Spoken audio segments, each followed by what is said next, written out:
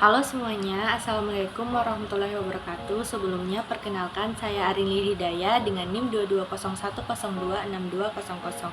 Di video kali ini saya akan menjelaskan beberapa poin.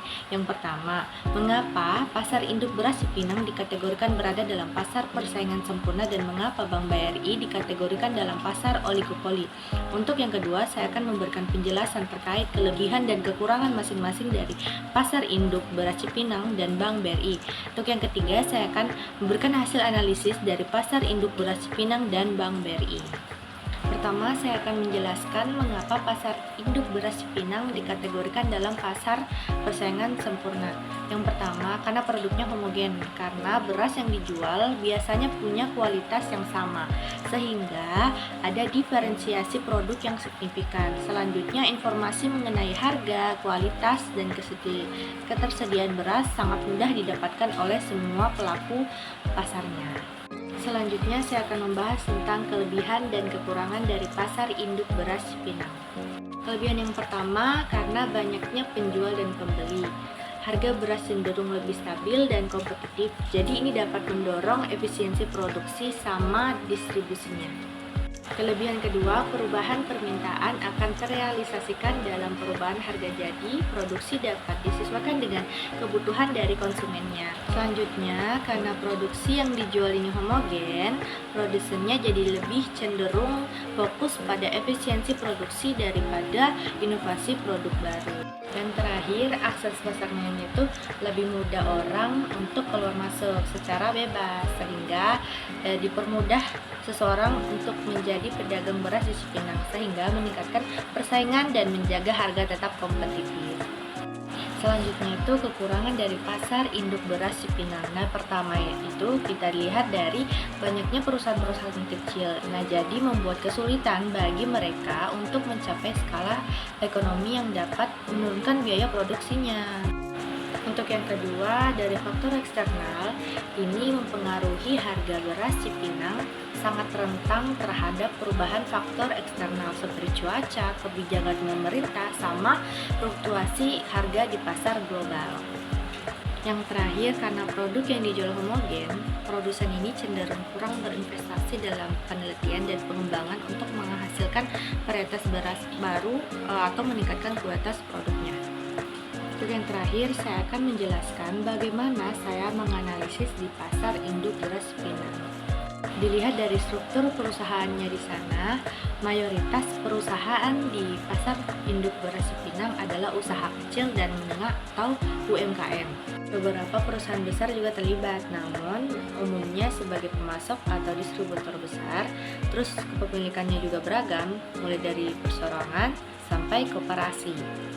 Kemudian rantai pasok di sana itu yang pertama itu ada petani, penggiling, terus ada pedagang besar sama pedagang kecil. Kemudian strategi persaingannya di antara lain yaitu harga. Persaingan harga sangat ketat, terutama untuk jenis beras yang umum. Terus dari kualitasnya, beberapa pedagang berusaha membedakan produk dengan menawarkan beras yang berkualitas tinggi atau beras organik. Terus dari jaringan distribusi, pedagang yang memiliki jaringan distribusi yang luas cenderung lebih kuat. Kemudian hubungan dengan pemasok. Hubungan yang baik dengan petani atau penggiling dapat memberikan keuntungan dalam hal pasokan dan harga. Untuk pasar yang kedua yaitu pasar oligopoli. Saya memilih contoh Bank BRI. Jadi Bank BRI ini dapat dikategorikan berada dalam pasar oligopoli karena beberapa alasan yang berkaitan dengan karakteristik pasar oligopoli itu sendiri. Yang pertama, dominasi beberapa pemain besar dalam sektor perbankan Indonesia. Bank BRI adalah salah satu dari 4 bank besar yang mendominasi pasar bersama dengan Bank Mandiri, Bank BCA, sama Bank BNI.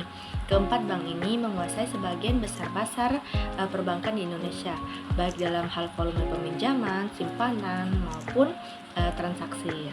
Yang kedua, hambatan masuk yang tinggi di pasar oligopoli adalah hambatan tinggi untuk masuk pasar bagi pemain baru. Untuk memasuki pasar perbankan, perusahaan harus memiliki modal yang sangat besar, memenuhi regulasi ketat dari otoritas seperti otoritas jasa keuangan, serta membangun kepercayaan konsumen yang membutuhkan waktu lama. Pengaruh terhadap penerapan harga. Salah satu ciri pasar oligopoli adalah adanya kemampuan perusahaan besar untuk mempengaruhi harga atau kebijakan pasar. Misalnya, jika Bank BRI menurunkan suku bunga pinjaman atau menawarkan promosi tertentu, bank-bank lain dalam pasar oligopoli cenderung mengikuti atau menyesuaikan penawaran mereka untuk tetap kompetitif. Ini menunjukkan bahwa Bank BRI memiliki pengaruh dalam menetapkan kondisi pasar yang merupakan ciri khas dari pasar oligopoli.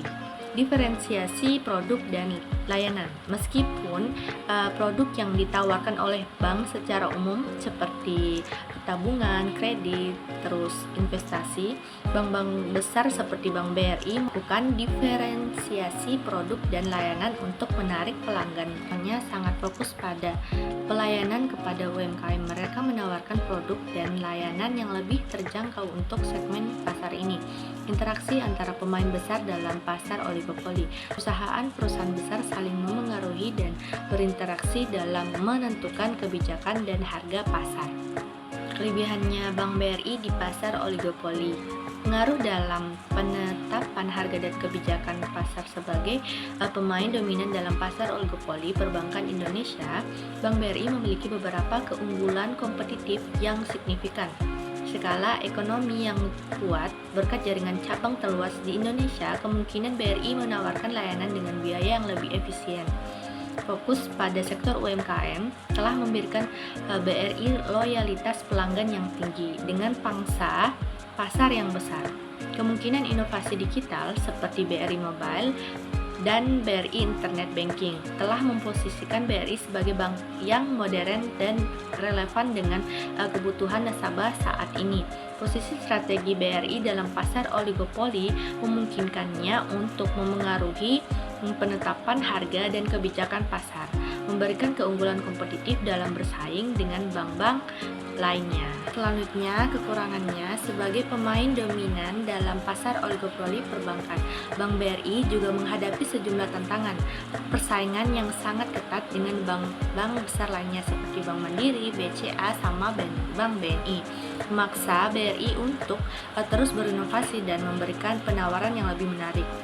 Tekanan persaingan ini dapat menekankan margin keuntungan dan mengharuskan BRI untuk melakukan penyesuaian harga atau memberikan promosi yang lebih agresif.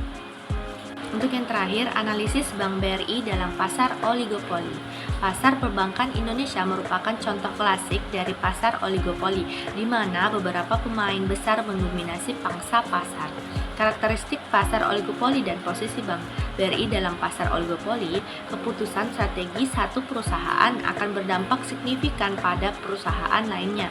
Bank BRI dengan jaringan cabang terluas dan fokus pada segmen UMKM memiliki kekuatan pasar yang cukup besar. Namun, persaingan dengan bank-bank besar lainnya seperti Bank Mandiri, terus Bank BCA ini sangat ketat. Semua pemain besar ini sangat mengamati dan merespon langkah-langkah kompetitor dalam hal penetapan suku bunga, pengembangan produk, terus sama ekspansi pasar. Skala ekonomi yang dimiliki Bank BRI, terutama dalam hal jaringan cabang dan infrastruktur teknologi, memberikan keunggulan kompetitif yang signifikan. Namun, untuk mempertahankan keunggulan ini, Bank BRI perlu terus berinovasi, fokus pada sektor UMKM dan pengembangan layanan digital. Banking adalah contoh nyata dari upaya Bank BRI untuk membedakan diri dari pesaing.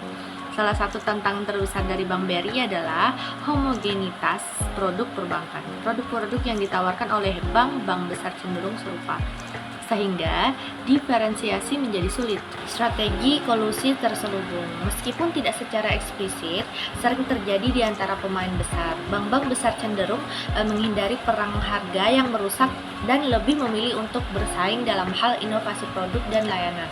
Itulah penjelasan saya terkait pasar persaingan sempurna dan pasar oligopoli. Akhir kata saya ucapkan wassalamualaikum warahmatullahi wabarakatuh dan terima kasih.